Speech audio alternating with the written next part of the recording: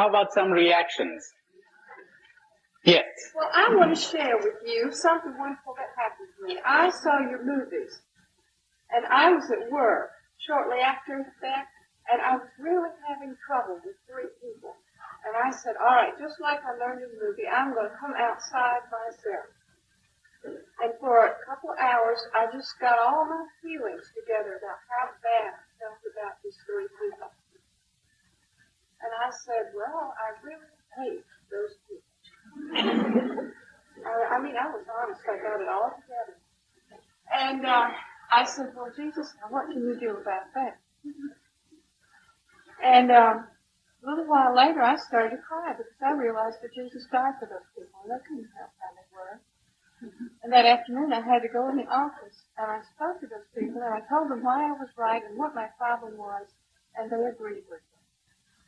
Because I wasn't mad at them, and I didn't hate them anymore. Okay, that's wonderful. We'll go a little deeper into that later, shall we? About the negative feelings we have towards others.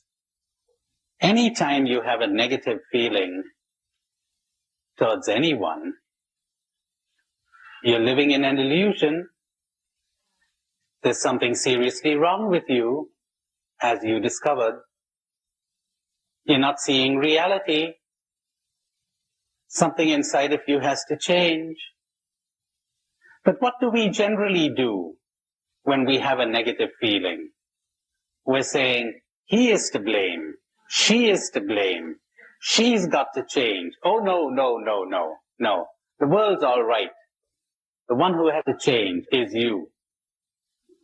But we'll have much more to say about that later. Any other reaction?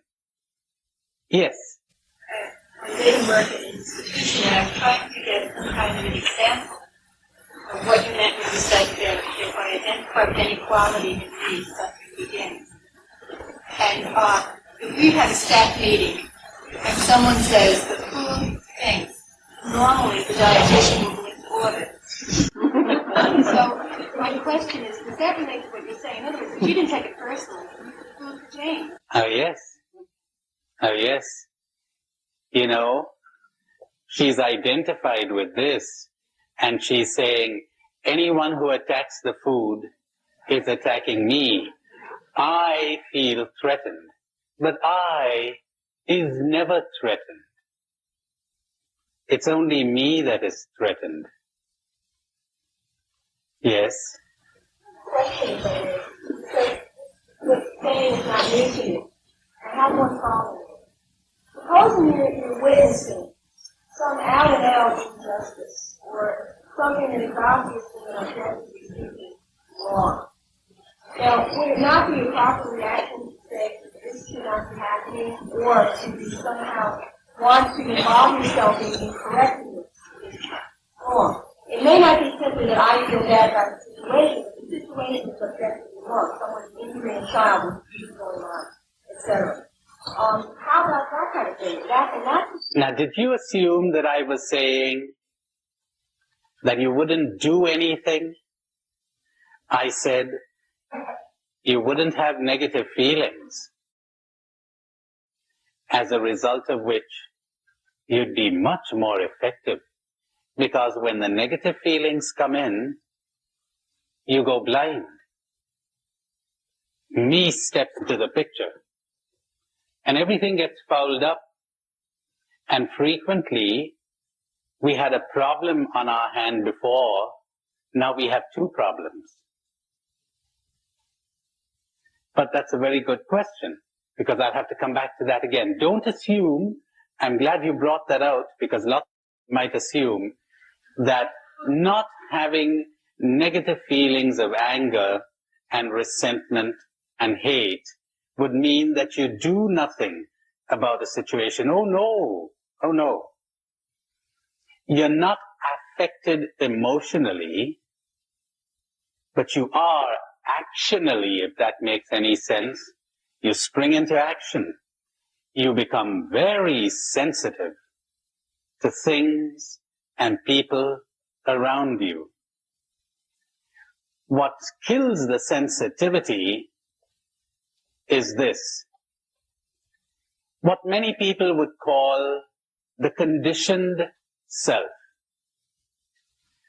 When you identify with me, there's too much of you in it for you to see things objectively, to see things detachedly.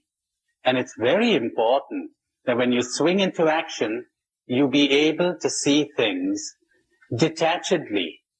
But when negative emotions get in, you can no longer do that. So that was a very good question. Yes. You had a question, John. I'm just wondering if there's an area before something becomes an attached, before it becomes identification, like a friend dies. It seems to me that it's human to feel something about that, a sadness. But it becomes identification when it gets in the way of my becoming less free. But I think there ought to be some type of reaction to my friend's death. All right. It seems that there ought to be some kind of reaction to my friend's death.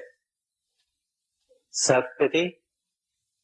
What would you be grieving about? Think about this, everybody. What are you grieving about? What I'm saying is going to sound terrible. I told you, I'm coming from another world.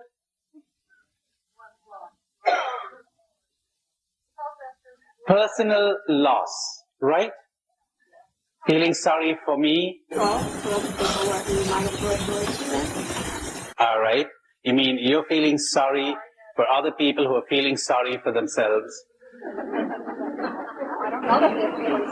Or they're not feeling sorry for themselves, then what would I be feeling sorry for? What we call grief. Do we ever feel grief when we lose something that we have allowed to be free, that we have never attempted to possess, and we have never allowed ourselves to be attached to? Meaning. What does it mean to be attached? Meaning, I made my happiness depend on this thing or this person, at least to some extent. We're so accustomed to this that to hear the opposite sounds inhuman, doesn't it?